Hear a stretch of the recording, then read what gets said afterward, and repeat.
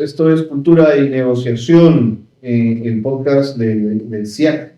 Estoy muy contento de estar con ustedes. Vamos a tocar un tema importante hoy. Vamos a tener además buenos amigos y buenos invitados en el programa. Quiero comentarles además que para quienes sigan el programa, tenemos un libro extraordinario para regalarles. Dos en particular, que me han dicho que podemos ofrecerles 2 libros de los 100 años de Francisco Miro Quesada Cantú Arias. Un libro además editado por El Comercio y por CIAC Ediciones. Un libro que recoge la vida, la historia, en fin, todo lo que ha sido el trabajo de Francisco Miro Quesada. La verdad es que es un libro que vale la pena. Más aún en tiempos en los que el comercio tiene tanto que corregir y tanto que explicar en los últimos meses, si no años. Francisco Miro Quesada Cantú Arias es un libro que vale la pena, editado por CIAC Ediciones y El Comercio. 2 libros para ustedes. ¿Cómo se los pueden llevar? Estén atentos al programa porque vamos a hablar con nuestros invitados y vamos a hablar de 2 libros también durante el programa. Si me dicen el nombre de esos 2 libros, se llevan los libros del doctor Miro Quesada Cantú Arias, de este homenaje de los 100 años de Francisco Miro Quesada Cantú Arias. ¿Les parece?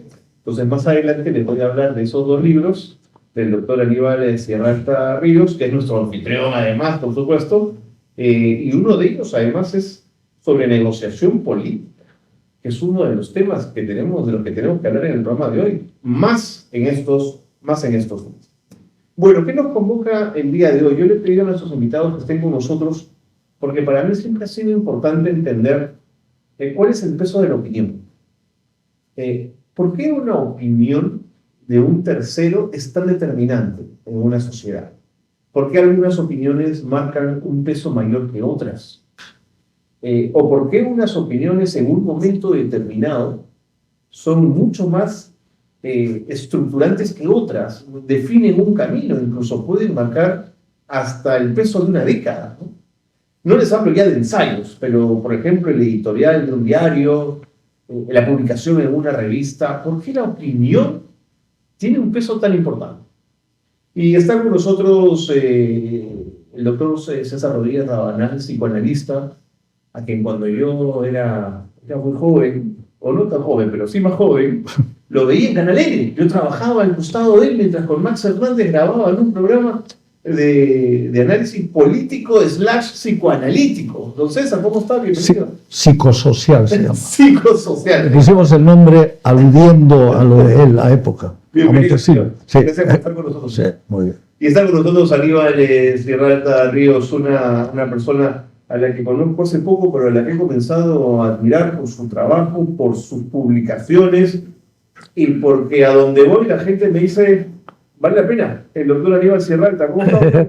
Muy bien, Gracias por estar con nosotros. muchísimas gracias, Carlos. Además también te felicito por el coraje que tienes y la claridad con cómo transmites los mensajes o las opiniones a las cuales has hecho referencia. Muchas gracias, señor. Comencemos. Abro la discusión. Cultura y opinión era el tema que nos convoca. Y yo les preguntaba por el peso de una opinión. Es verdad, o al menos mi padre lo decía, que un editorial del Comercio podía traerse abajo a un ministro de Estado, ¿no es cierto? Hoy eso sería casi impensable. ¿Por qué el peso de la opinión en algún momento de nuestra reciente vida republicana, César, podía tener ese peso tan determinante? Yo creo que la idea de la opinión y la opinión pública está estrechísimamente vinculada con la noción de ciudadanía. Okay. De ciudadanía. Para opinar, un artículo en un diario, por más que algunos le llamaban las páginas amarillas de la rifa, de cualquiera de esos diarios, pasaba por determinados filtros, ¿no? Había una suerte de consenso, los que leíamos el periódico en la mañana, y algunos que podíamos leer otros, contrastar el diario con, no sé, en ese entonces todavía no existía El País, pero habían otros diarios. El País surge recién hace 50 años, hace 50 años que acaban de celebrar su aniversario. Bien, entonces yo creo que opinar presupone un uso determinado del lenguaje, una comprensión de... Yo creo que uno de los grandes temas nuestros es la degradación del lenguaje. Absolutamente. La degradación dramática del lenguaje. Es decir, Escrito y oral. escrito y oral. Reducir las cosas a nada, ¿no? Usar comodines, por ejemplo, caviar, terruco, ¿no? Que se lleva de encuentro algo que era parte de estos editoriales de opinión, que incluía describir cosas. Describir es hablar de lo que uno siente, para llegar a algo. Conectarte al hacerlo con las palabras, con las que dices. Entonces, ese tipo de opinión llegaba a quienes estaban en condiciones de afrontar eso, a la ciudadanía. Y el concepto de ciudadanía se ha ido diluyendo cada vez más de la mano de esta degradación también del lenguaje, de la forma como se reduce todo a nada, cómo impunemente se difunden versiones realmente delirantes, ¿no? Que expresan a sus serias averías mentales de quienes las propagan, ¿no? Y que son seguidas por estos grupos ahora que están por ahí, de medios que no conocen filtros, ¿no? Es como tú levantas en la mañana y sueltas lo primero que se te pasa por la cabeza y eso lo publicas, ¿no? El modelo más conocido del mundo de esto es Trump, ¿no? Trump. Tiene una opinión a las 9 y a las 9:30 tiene la contraria. Tiene la contraria. Es decir, y tú aludes a algo fundamental, la incoherencia también.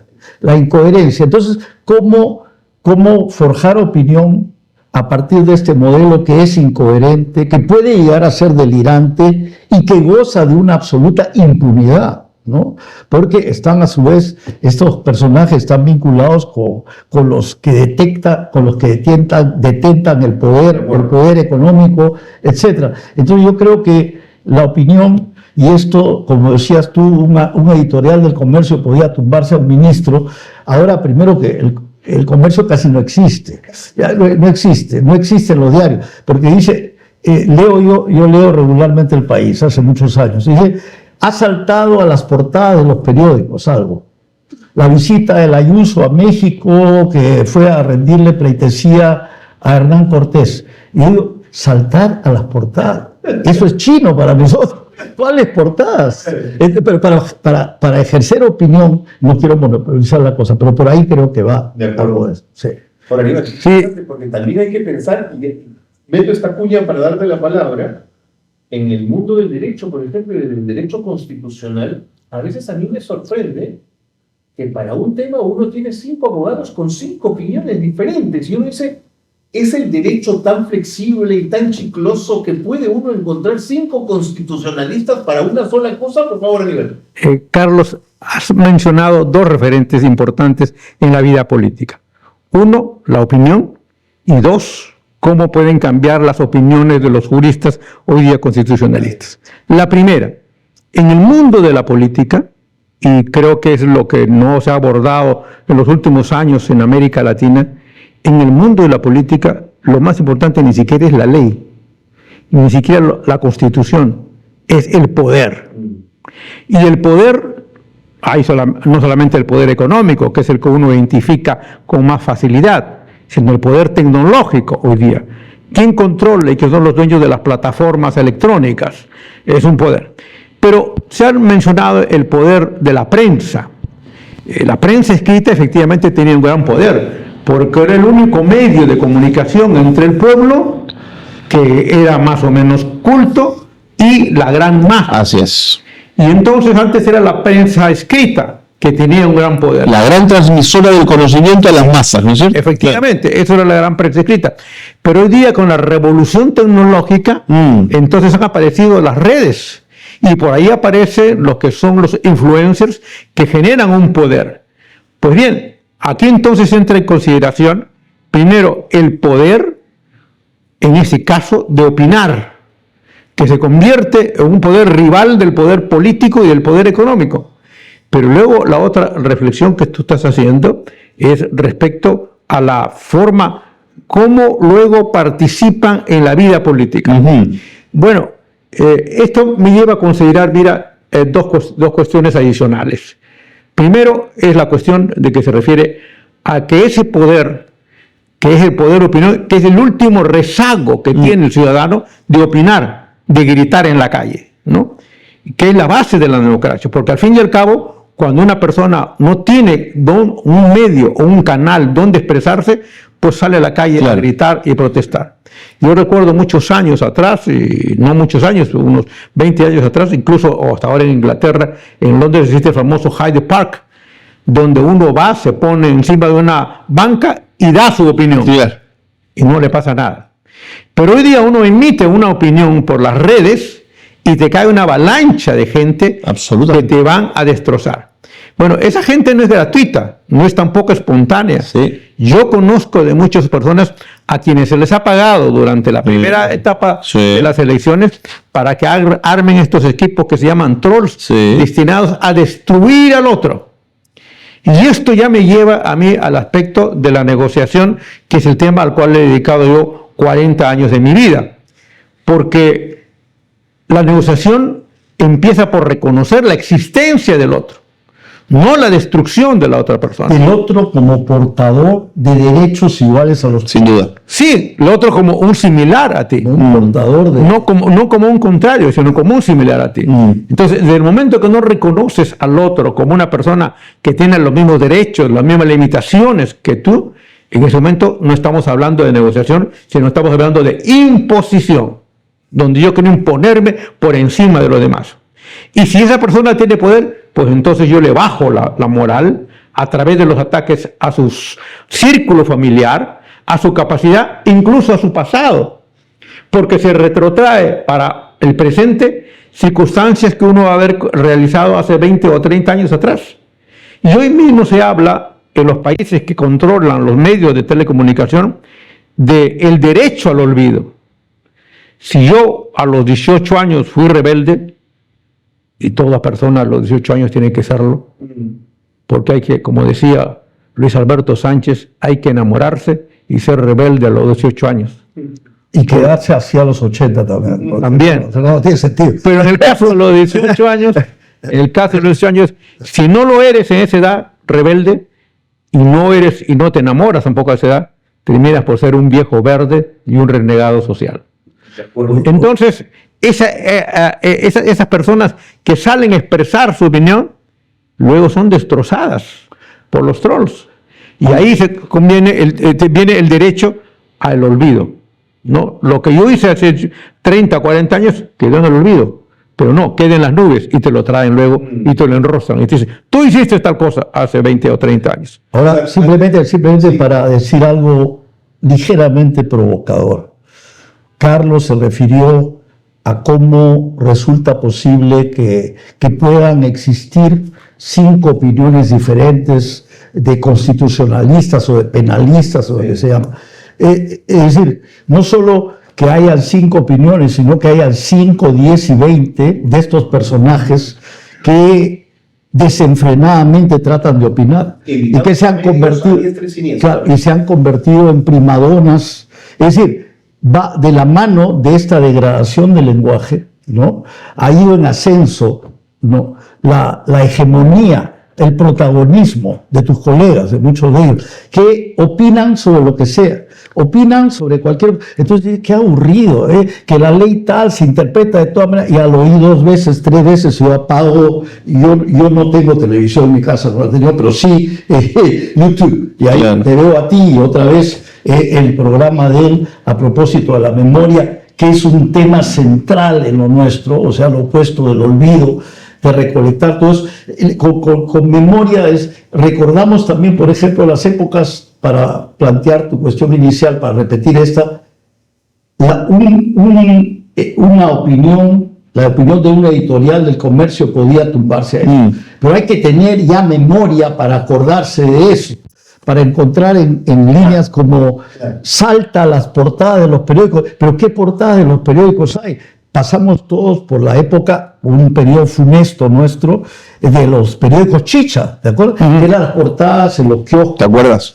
Promovidos por estos personajes nefastos que eran los fujimoristas, que todavía andan por ahí, lamentablemente, que vuelven por ahí, parecen resucitar, etc. Todo eso hay que recordarlo. Estos editoriales se transformaron en diarios chichas manejados desde el poder para destruir eso que se llamaba la opinión pública. Destruyeron todo, ¿no?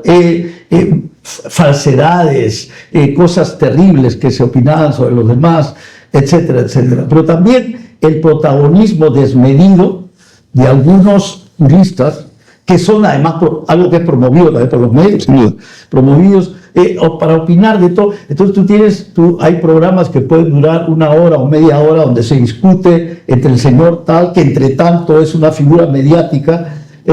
Si lo sacas de ese campo del que opina, seguramente o muy probablemente va a patinar como cualquier otro, pero está todo tan circunscrito a esto. Es decir, la deliberación política se transforma en este tipo de primadonismo de opiniones tan diversas, lo cual no es lo mismo que debatir sobre diferentes interpretaciones. Claro. Para eso se requeriría opinión, y una opinión fundada, que pase por filtros, ¿no? De acuerdo. Eso. De acuerdo. El doctor Aníbal Serralta ha hablado de negociación, y este es el primer libro que les presento en el programa de hoy, Manual de Negociación Política, que además es un libro que ha sido presentado hace muy pocos días en el Colegio de Abogados de Lima, y que la doctora Delia Espinosa, una mujer valiente, una fiscal valiente, hoy decana del Colegio de Abogados de Lima, tuvo a bien recibir en el Colegio de Abogados de Lima para la presentación del libro, y estuvo Juan de la Puente, estuvieron varios profesores que vinieron incluso de Argentina y de Italia. Manual de Negociación Política. Es el primer libro que les presento del doctor Serralta, recuerden, porque además este título tiene que ver con la posibilidad de llevarse el libro del doctor Emilio Quesada Canto Arias. ¿La opinión lo aguanta todo? ¿O en la opinión también hay capacidad espacio para la difamación? Lo digo bajo apoyar la idea de opinión, la gente dice, no, pero es que es mi opinión. No. Entonces, bajo mi opinión, yo digo que el doctor Serralta, pues es mi opinión. Y el doctor Rodríguez Rabanal, pues es un pedófilo, pero es mi opinión. Entonces, es la perversión del concepto opinión. Es la perversión. Es decir, añadirle esa palabrita, es mi opinión, justificaría todo. Justifica todo. Todo. Te da patente de corso. Si decimos, es mi opinión, puedo decir que eres un hijo de quien sea y no pasa nada. La impunidad, también eso. Es decir, también otra de las cosas, la capacidad crítica nuestra ha disminuido mucho en el Perú. Es decir, que no saltemos inmediatamente muchos y salgamos también a la calle a decir, oye, qué barbaridades difunden ustedes, ¿no? No puede ser, eso no puede quedar impune, no puede permitirse. Un personaje al que oí el otro día frente a la casa del presidente del Jurado Nacional de Elecciones, invocando, ¿no?, a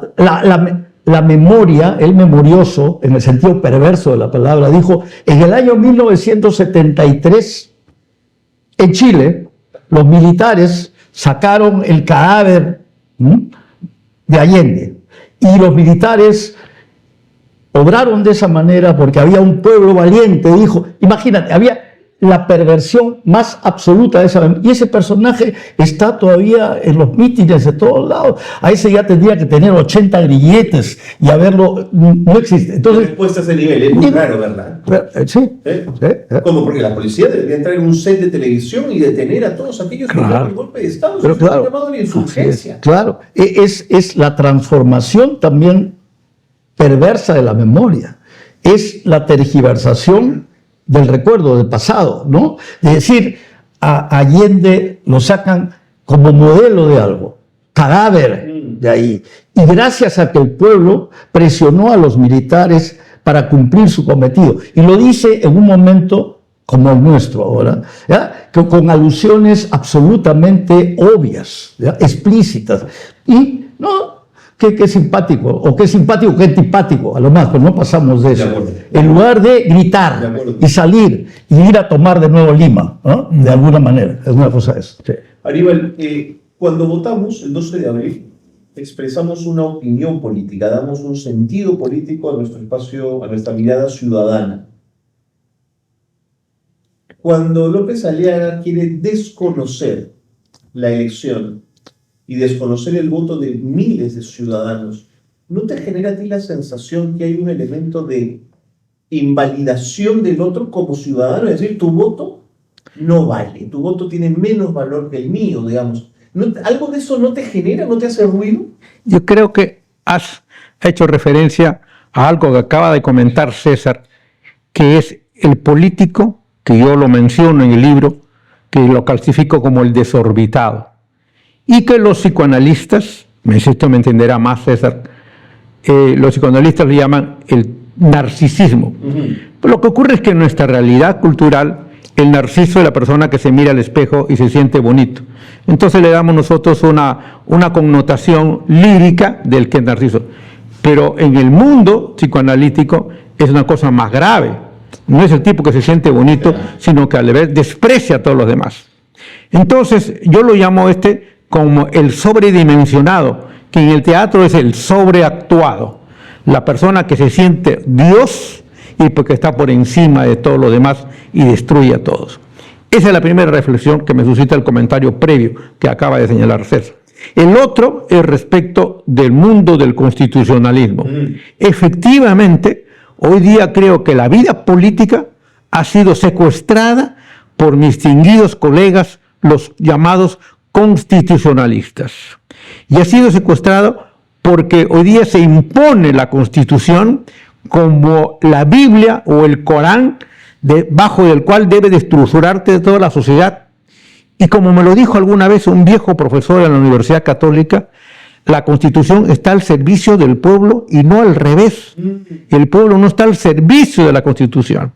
Entonces digo, los grandes constitucionalistas, algunos de los cuales son profesores universitarios, a su vez también asesores externos de los órganos del Estado, y que además de ser asesores externos de los órganos del Estado, salen a reclamar y decir que hay fraude, con lo cual estamos en un serio problema moral, que es otro de los grandes problemas que sufre la política. Me lleva a concluir que este es el momento de desconstitucionalizar la política y más bien adentrarnos en la vida política, en el análisis, en el poder que tiene el pueblo, que tienen las comunidades campesinas, que tienen la asociación civil, de poder manifestar su opinión, tema con el cual iniciamos esta conversación. Así que creo que más bien hoy día es el momento de los politólogos, de los antropólogos y de los sociólogos, más el de los constitucionalistas, ¿no? Ahora, sobre eso, perdón, si puedo decir algo, sobre los constitucionalistas.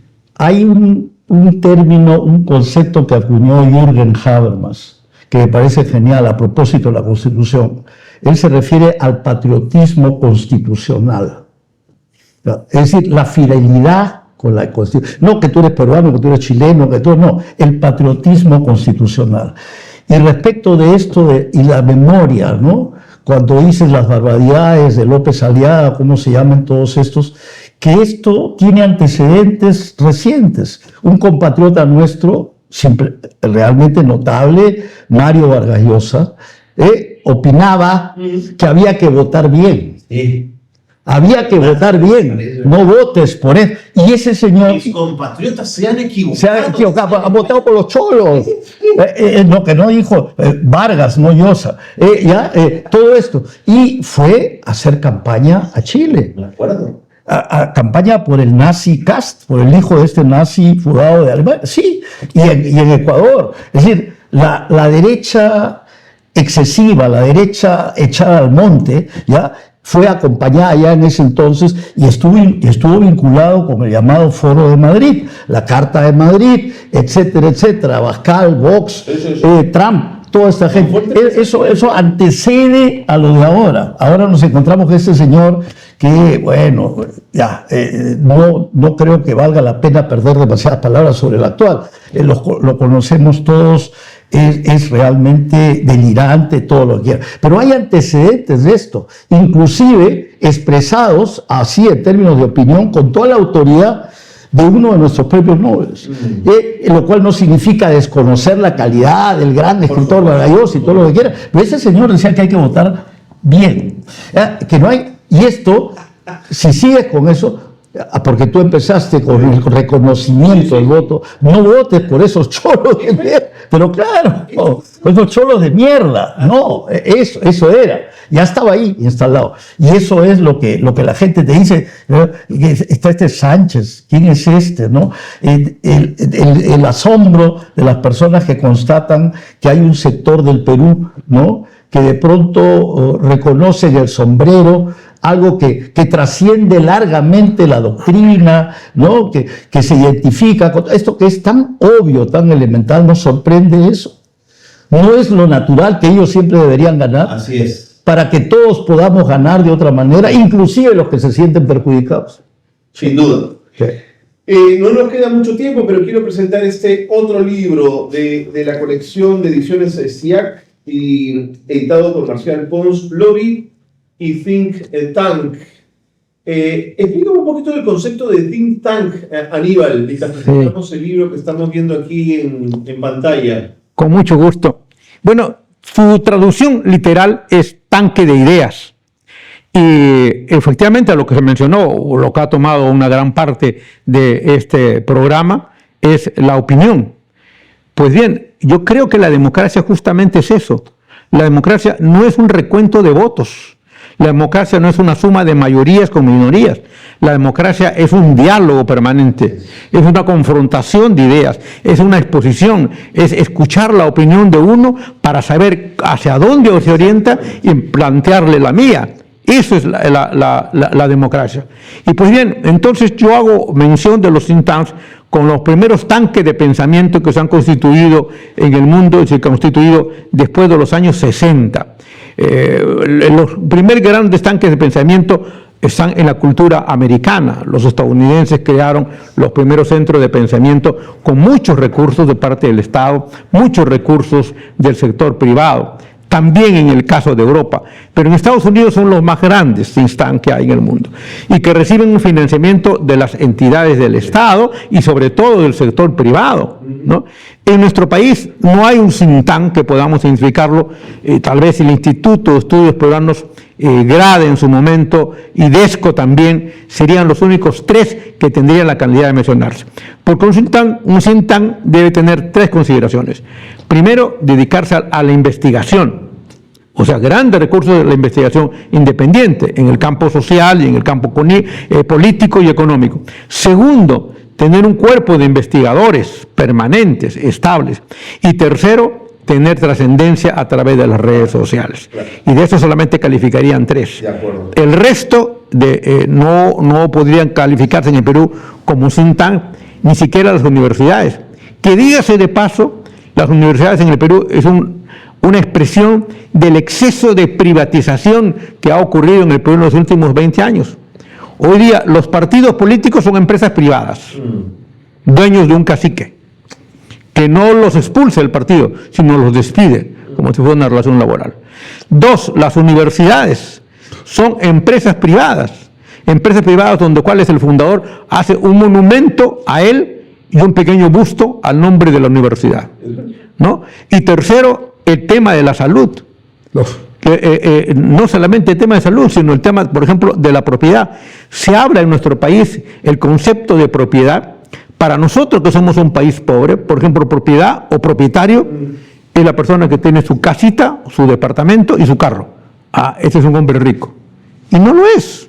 Es sencillamente un hombre que ha satisfecho sus mínimas necesidades primarias.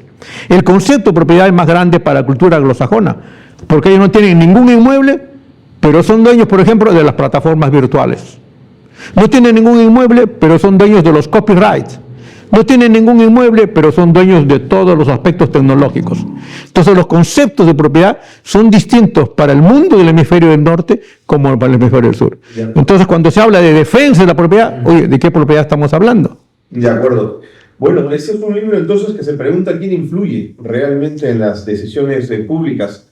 Aníbal Serralta revela los riesgos, las tensiones y la urgente necesidad de poner al ciudadano en el centro del juego político. Un libro muy recomendable. Recuerden, los dos libros entonces, Manual de Negociación Política y Lobby Think Tank, son dos libros que pueden encontrar en SIAC Ediciones y son dos títulos que si se acuerdan al final del programa, se pueden llevar el libro ofrecido al inicio, Los 100 años de Francisco Miro Quesada Cantares. Nos quedan 5 minutos. Segunda vuelta electoral. ¿Ánimo, esperanza, desánimo?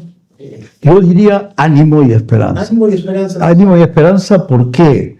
Porque es fundamental para nuestro propio bienestar encontrar chispas de esperanza en lo que tenemos ante nosotros.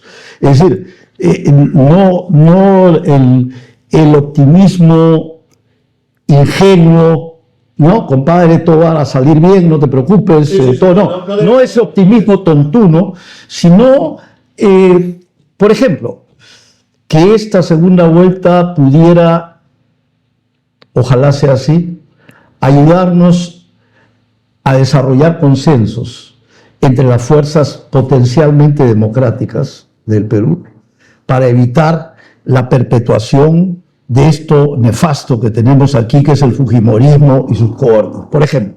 Pero llegar a eso a través de diálogos, consensos, acuerdos. Las condiciones en principio se dan porque el candidato Sánchez, para ganar las elecciones, va a tener que contar con el apoyo ciertamente de otros sectores también, pero si el consenso se genera a partir de colocar por delante el bien común, ¿no? El mundo público, lo que tú decías, la salud, la educación. Yo vivo en parte de paso en un país hace mucho tiempo en Alemania, donde el Estado, el país capitalista, se encarga de todo. Y mis hijos han estudiado en colegios, nunca hemos pagado un centavo, las universidades son del Estado, el Estado se encarga de garantizar al ciudadano que tiene condiciones de llegar a eso. Entonces yo diría que sí, porque lo que tenemos hasta ahora, es tan intolerable, tan impresentable, tan vomitivo, que cualquier chispa de algo diferente ya debe constituir una esperanza. ¿No? Porque si vamos otra vez, no, pero mira, ese personaje, el candidato, no me gusta por tal y tal cosa. Claro, es la opinión crítica frente a eso, el acompañamiento crítico, pero también la necesidad que debemos sentir cada uno de nosotros de albergar alguna esperanza, porque si no estamos perdidos. Estamos perdidos. Bueno, nos despedimos, nos vamos del Perú para siempre. Bueno, yo me fui hace mucho tiempo de acá, pero nunca dejo de venir, estoy yendo y viniendo porque es mi patria. Es un vicio al final. Es un vicio. Vienes para ver a los amigos. Yo creo que es un momento de gran esperanza, ¿no? Cuando todo está pacífico, no hay mucho que luchar, pero cuando todo está por caerse, este es el momento de luchar. Yo creo que es de gran esperanza por lo que acaba de señalar César, ¿no? Primero, porque cualquiera que sea el escenario, lo que le queda a la ciudadanía es luchar por su país. Antes de venir acá al estudio, me llegó por TikTok un mensaje que decía una oración para salvar al Perú. Y decía, roguemos a Dios. Y yo me puse a pensar, oye, le estamos dando mucha chamba a Dios, ¿no? Para que resuelva todos los problemas, cuando Él nos ha creado libres y en algunos casos un poco o más o menos inteligentes. Entonces, si soy libre, pues yo tengo que expresar mi opinión. No todo tengo que cargárselo a Dios. Yo tengo la capacidad de poder resolverlo. Y creo que ese es el gran desafío del 12 de junio. Del 7 de junio. El gran desafío es el país que se presente en esa sea oportunidad, cualquiera sea el resultado. Cada quien tiene su opinión y hay que luchar por defender justamente aquello que mencionaste en el inicio del programa, mi derecho a opinar y mi derecho a protestar, ¿no? Porque hoy día hay una confusión nuevamente sobre derechos y servicios. Se mencionó hace unos segundos de la presencia del tema de la educación. Y he visto que mucha gente dice, este es un servicio, que si tú eres un cliente de una universidad a la cual pagas, una universidad privada, entonces tienes que respetar a la empresa. Y no es así, es un derecho. Y nuevamente lo que mencioné, o sea, a veces nos sentimos tan poquita cosa que creemos que la educación es un servicio. No, es el derecho. Yo tengo el derecho a ser educado y el Estado y la sociedad tienen que suministrarme los mejores elementos para yo poder satisfacer ese derecho. Y si pudiéramos llegar a un cierto consenso, sobre esto, habríamos avanzado una barbaridad. Eso no va, como dicen en España, no va de derechas o de izquierdas. Es un paso previo a todo eso. Es identificarse con la Declaración Universal de los Derechos del Hombre. A veces me parece mentira que discutamos tan acaloradamente sobre cosas que tendrían que estar sobreentendidas. Totalmente. Que la mujer disponga de su cuerpo, etcétera. Cosas que nadie puede negar. Aquí se convierte eso en un problema, en algo terrible. ¿Ya? Que alguien, que cholos vayan a colegio, ¿no? Eso. Y de forma digna, ¿no? Es increíble. César Rodríguez Rabanal, muchas gracias. Ha sido un gusto volvernos a encontrar después de mucho tiempo. Gusto, sí. Aníbal, gracias. Igualmente a ti, Carlos. Muchas gracias. Un placer. Este podcast tan interesante. Muchas gracias. Gracias. A ustedes las gracias y el reencuentro la próxima semana. Este podcast sale una vez a la semana. Síganos en las redes sociales del CIAC, estamos a su disposición. Y recuerden que se pueden llevar este libro hermoso de los 100 años de Francisco Miro Quesada Canto Arias si me dicen uno de los libros de Aníbal Sierra Altarríos que hemos presentado en el programa de hoy. ¡Uno! Y se los pueden llevar. Tengo 2 libros para ustedes que les llegaría a su casa, por supuesto, en un rap inmediato se los enviamos para que se puedan llevar este libro hermoso, que es una publicación de CIAC Ediciones y del diario El Comercio. Dicho eso, nos despedimos con la promesa y el compromiso de vernos la próxima semana. Buenas tardes. Gracias.